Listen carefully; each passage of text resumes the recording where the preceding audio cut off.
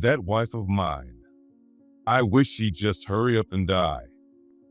That was what my husband said one night when I came home late from working overtime. Thinking that my husband and daughter were already asleep, I quietly entered the house from the front door.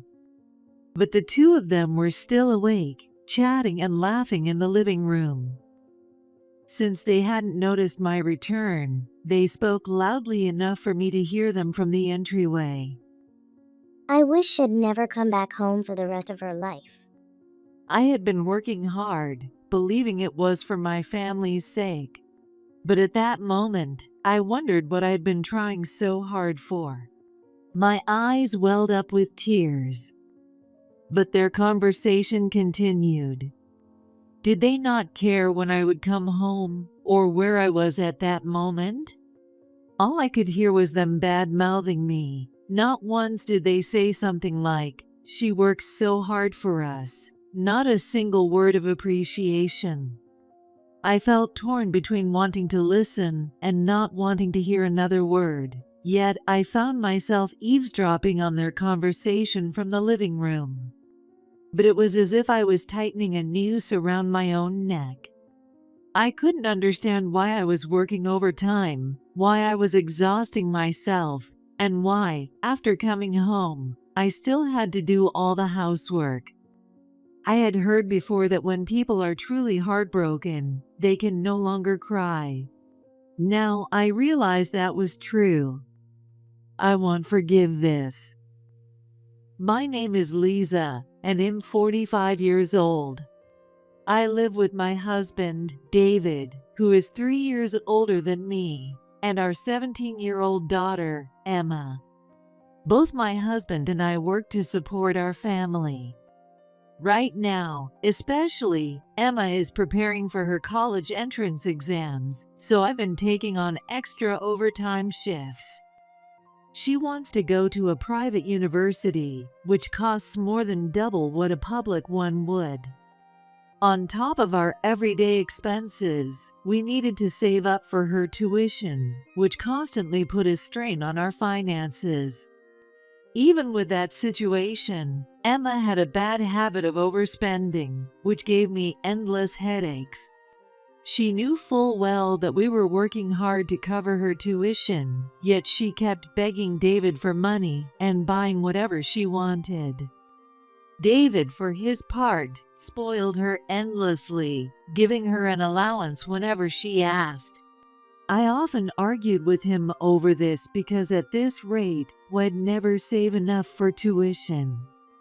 I had hoped that Emma would at least understand our struggles, but even though she was aware, she couldn't stop her reckless spending. In our household, it had become me versus David and Emma. Since I only gave her a fixed allowance each month, she saw me as the enemy, while David, who always gave her money, was her ally. Then, one evening after a long day of overtime, I checked my watch and saw it was past 10 p.m. Maybe I had worked too much. I quietly opened the front door, being careful not to wake anyone in case they were already asleep. Softly I whispered, "I'm home," took off my shoes, and stepped inside. It seemed like David and Emma were still awake, as I could hear them chatting. But their conversation was so cruel that it felt like they were stabbing me right in the heart. That wife of mine. I wish she'd just hurry up and die. I wish she'd never come back home for the rest of her life. David said that if I were gone, he'd get the insurance payout and could use it for Emma's tuition. And Emma, she said she didn't care as long as I kept working and making money. She even said I should just stay away forever. I had believed I was doing everything for my family, but what had it all been for?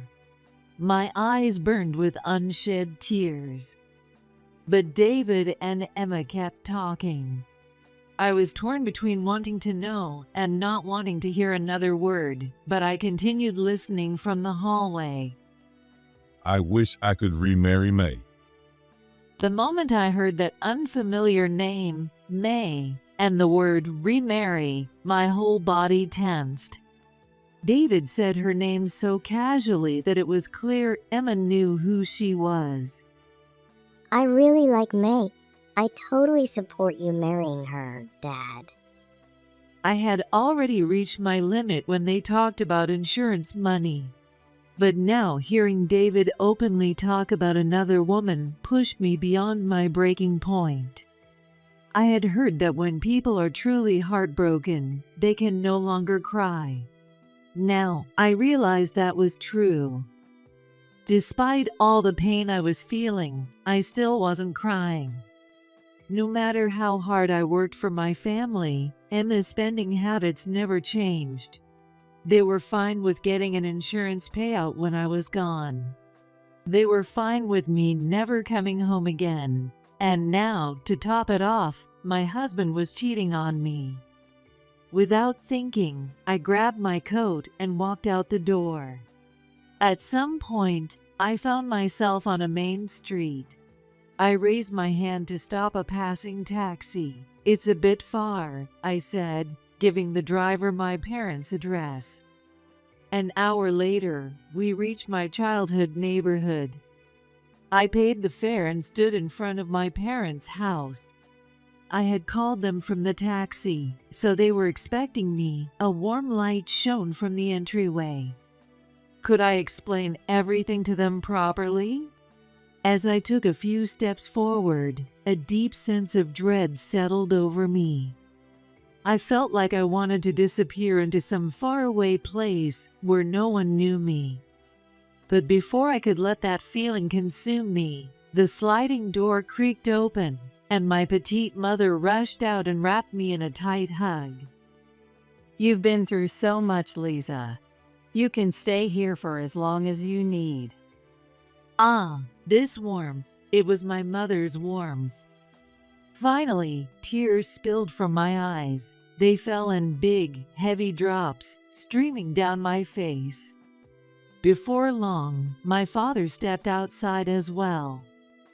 Lisa, you can stay here as long as you want. You need to rest. Take your time. Mom, Dad, thank you. Thank you so much. I had never felt my parents' warmth so deeply before. At that moment, I knew I would never go back to that house again. David and Emma had no love for me at all. David even had the audacity to say he wanted a new wife. Fine, let them do whatever they want. Emma's college plans, David's affair, none of it mattered anymore. I cried my heart out in my mother's arms. The next morning, I called my company and asked for 3 days off.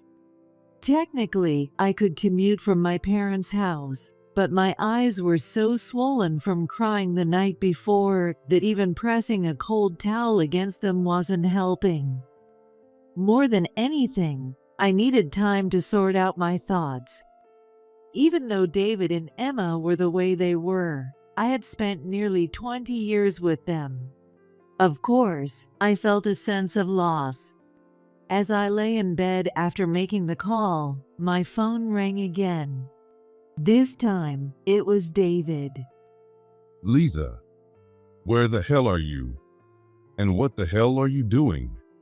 The kitchen sink is full of dirty dishes. The laundry's piling up. The floor's filthy. Everything is a mess.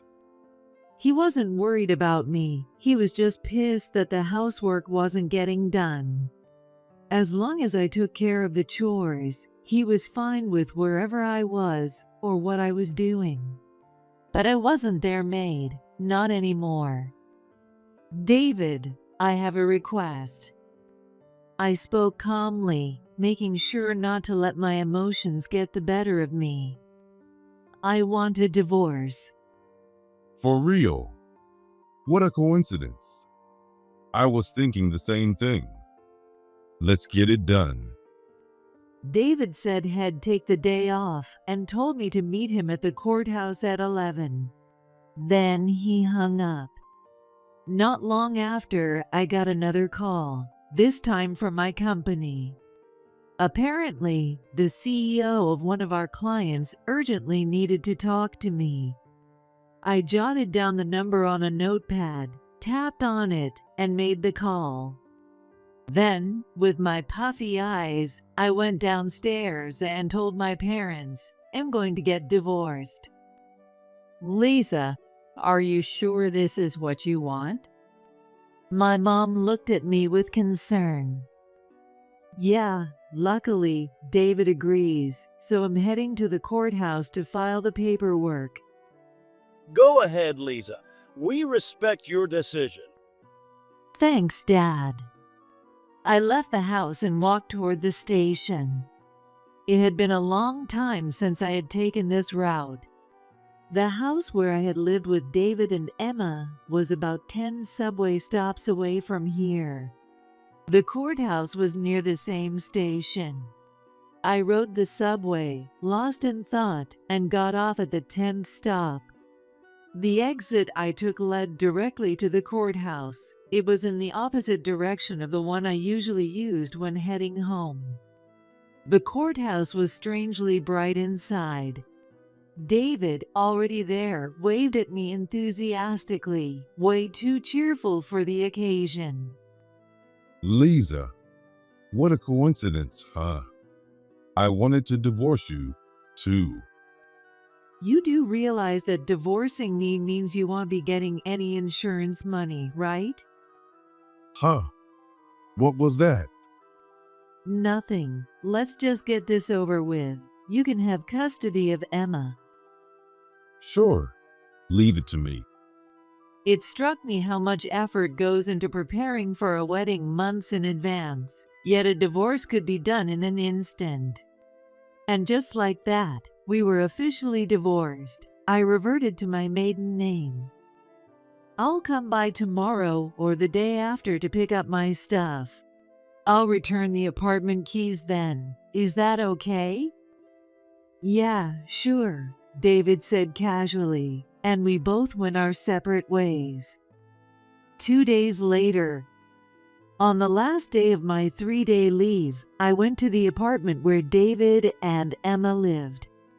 I had planned to come yesterday, but after the whole divorce ordeal, I was emotionally drained and just couldn't bring myself to do it. I timed my visit for when no one should be home, yet oddly the apartment door wasn't locked. I didn't want to run into anyone, but of course, at moments like this, luck was never on my side. With a heavy sigh, I pushed the door open, and there they were. David and Emma stood at the entrance, glaring at me. Lisa, because of you, May dumped me. What the hell are you gonna do about it? The first time I ever heard May's name was that night I left and went back to my parents' house. And actually, I had already heard her name again, directly from May herself. Just as Emma was about to back David up, a voice interrupted. Excuse me. A woman in a navy blue business suit stepped into the room, exuding the aura of someone who meant business. May? 2 days ago, May had called me. She had originally called my company, but when she found out I was on leave, she asked to be connected with me directly. May was the CEO of one of the companies I was working with on a project. She was also a business partner of David's company, and as it turned out, Emma worked part-time at May's company. In other words, all three of us, David, Emma, and I, were connected through May. Lisa, as I told you on the phone before, there was never anything between David and me. He's been pursuing me one-sidedly, and quite frankly, I find it annoying. We're divorced now, so whatever happens between you two is none of my concern. Oh, you're already divorced? May had called me right before the divorce was finalized, and even then, she had told me that David was just making advances at her, and that nothing was actually going on. Yes, I filed the paperwork just a few hours after we spoke, so you don't have to worry about me anymore. I sighed as I spoke, and May let out a sigh of her own. The brief silence that followed was shattered by David's furious outburst. May, you backstabbed me and ratted me out to Lisa, didn't you? Lisa and I are already divorced, so there was no reason to go blabbing to her anymore. David was livid. His eyes were bloodshot, veins bulging in his forehead. Honestly, he looked terrifying. If May hadn't been there, I might have bolted from the scene. May, realizing the situation was serious, squared her shoulders and raised her voice. What do you mean, backstab? There was never anything between us to begin with. So it was true that David had been deluding himself the whole time. When May had told me over the phone, I had my doubts. But seeing her come here and say it to his face made everything crystal clear. May continued speaking. This morning, I called David's company and reported your behavior as harassment. You've already been removed from the project with my company. Depending on how you act moving forward, I'm prepared to cut off business with your company altogether. Just so you know. At that, David collapsed to his knees. What? May. Don't call me by my first name so casually. Then, as if trying to salvage David's reputation, Emma spoke up. May, you'll at least acknowledge my work, right? If I do well, you'll raise my hourly wage, won't you? If that's what you want, then first, watch how you speak. Even as a student, when you're working, you need to use respectful language with your superiors. Being overly familiar and being friendly are two completely different things. If you don't correct your attitude, I will fire you on the spot. Hearing May's stern words, Emma also dropped to her knees. Both David and Emma seemed completely shocked that nothing was going their way. May, what you just told David and Emma, was all of that true? Of course. As I told you over the phone, I have absolutely no romantic feelings for David. By the way, why are you still standing in the doorway? Do you still have business here? From May's perspective, it must have seemed strange for an ex-wife to still be in her former husband's house. I explained that I had only come to pick up my belongings. Then he'll stay here and keep an eye on things. Go grab your stuff quickly. After witnessing David and Emma's earlier outbursts, May must have realized that leaving them unsupervised could be risky. She offered to stand guard for a little while, figuring she could handle it.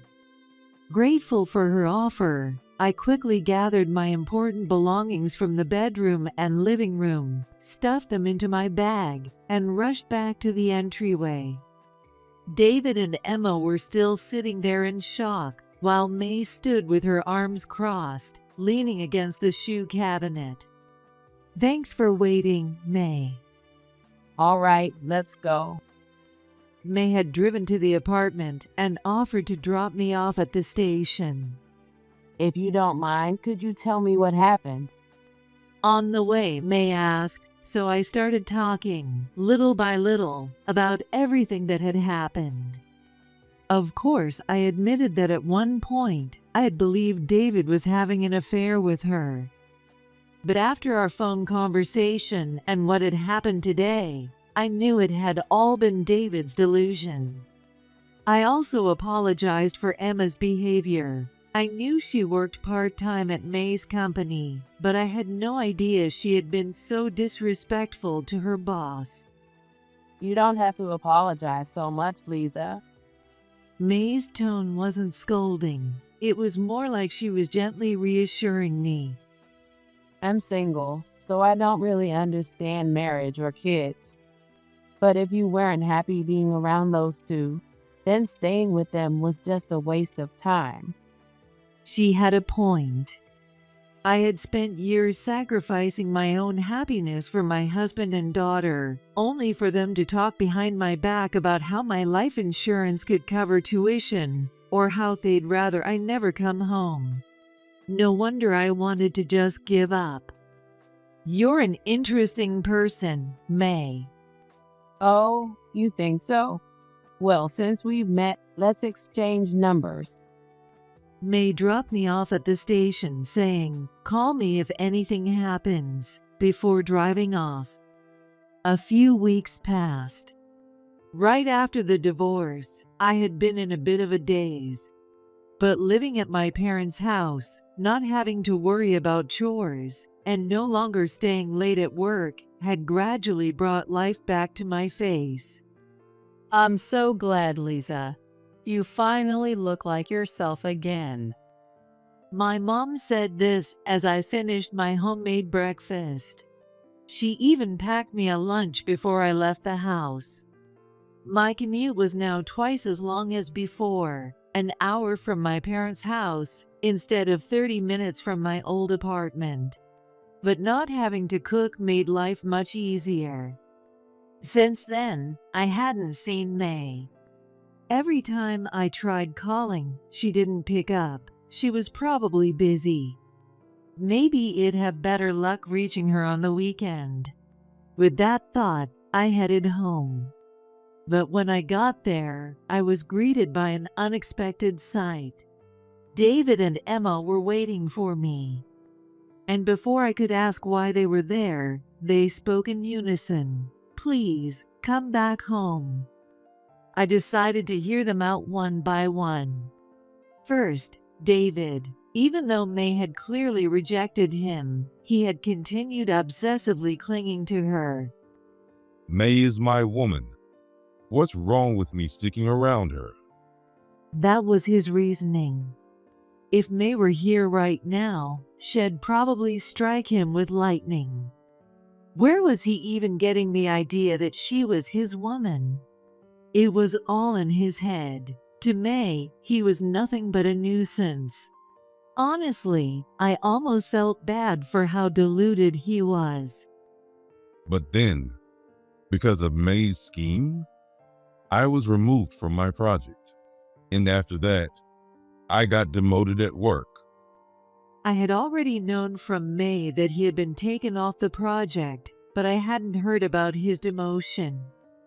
Ever since I got demoted, I started hating everyone around me.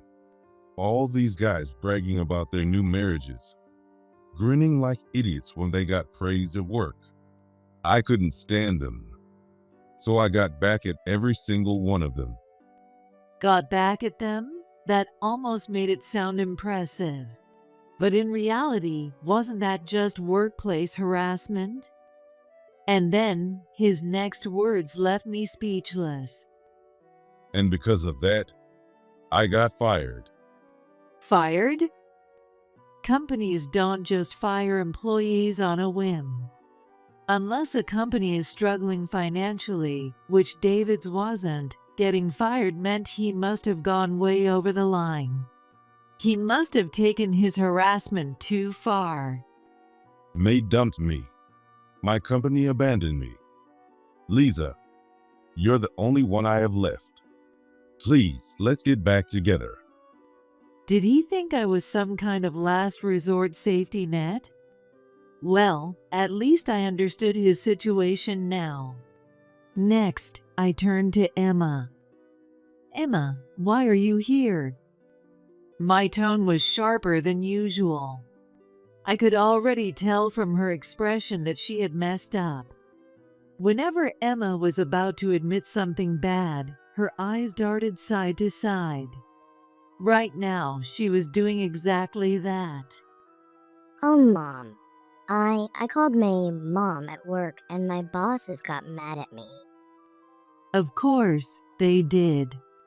If David had actually married May, calling her Mum wouldn't have been weird. But May was single. It was only natural that people would question an employee suddenly calling the company president Mom.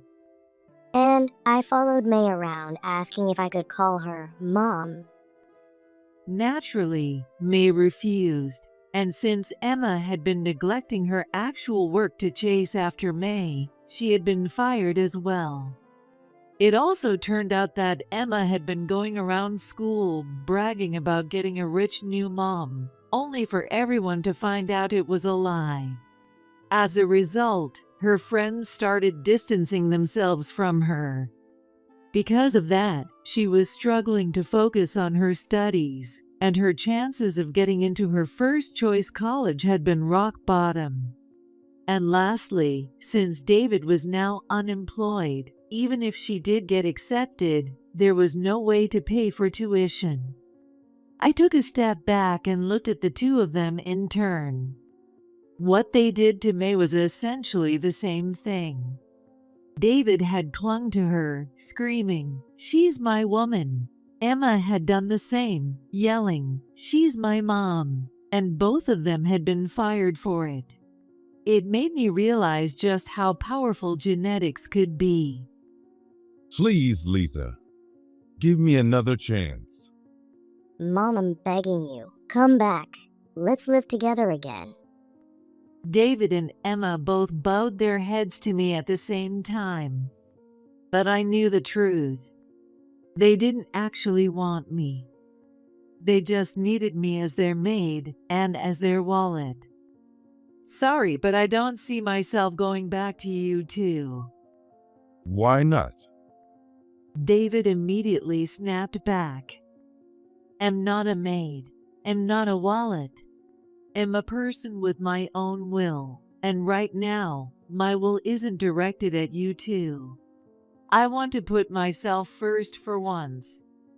You're telling me that in just a few weeks, you've already forgotten about the life we had together? We lived together for nearly 20 years. And you're saying you forgot all of that in no time. David's face twisted with anger, veins popping in his forehead. This was bad. Whenever he got like this, I always ended up giving in out of fear. Last time, May had been there to help me. But today, there was no one. Would I have to nod along and go back to that apartment, spending my life as their servant again? Lisa? David barked my name, but before I could react, the front door slid open, and my father stepped out. That's enough. David, Emma, you two are trying to force your selfish demands onto Lisa, aren't you? As soon as my father stepped out, Emma exclaimed, "Oh, Grandpa," and ran toward him. She probably thought he would spoil her just because she was his granddaughter. Then my mother stepped out, following my father. Grandma, it's been so long. Starting today, I'll be staying with you. I furrowed my brows. Was Emma actually going to live with us?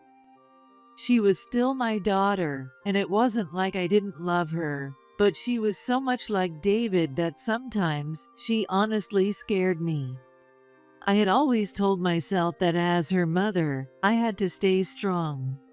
But now I wasn't sure if I could keep convincing myself of that. Then my mother whispered something into my father's ear. What? My father turned to look at me, staring intently at my face. Then, as if coming to a decision, he nodded and said, "All right." He walked over to the garage and started the engine of his white sedan. All three of you, get in. My father took the driver's seat. My mother sat in the passenger seat. And in the back, David, Emma, and I sat together. Where were we going? Was he taking us back to the apartment? My body tensed at the thought. But the car passed the apartment building without stopping and kept going. Then I realized this was the road leading to David's parents' house. David must have realized it too, because he started pleading with my parents. Please, pull over. My parents are strict. If they find out I got fired, They'll kill me. Yeah, I also don't like them. But my father wasn't listening. He just kept driving. Eventually, we arrived at David's childhood home. All right, get out, all three of you. Have you told them about the divorce? No, not yet. Oh, actually, could we turn around and go back to my apartment instead? Not happening. Your twisted way of thinking needs to be straightened out, and they're going to make sure of it. Hold on. I'm your real grandchild. Shouldn't I get to stay with you instead? Emma, if anything, you're the one who needs some discipline the most. You'll be staying here and getting straightened out too. Understood? Emma's face twisted in pure misery, and her eyes welled up with tears. But honestly, I felt the same way. I couldn't live with David anymore, and I couldn't live with Emma either. Then, my mother gently took my hand. It's okay, Lisa. You don't have to do anything you don't want to. I nearly cried. When we had left the house, she had whispered to my father, "Lisa doesn't want to live with Emma." Even without words, my parents understood me. They were my safe place. Not long after, the noise outside must have caught someone's attention because David's parents stepped out into the yard. David, Emma, Lisa, and Lisa's parents too. What on earth is going on? David's father asked, and my father calmly explained everything. How David had caused an unbelievable amount of trouble and gotten himself fired. How Emma had been causing issues at work and had also been fired.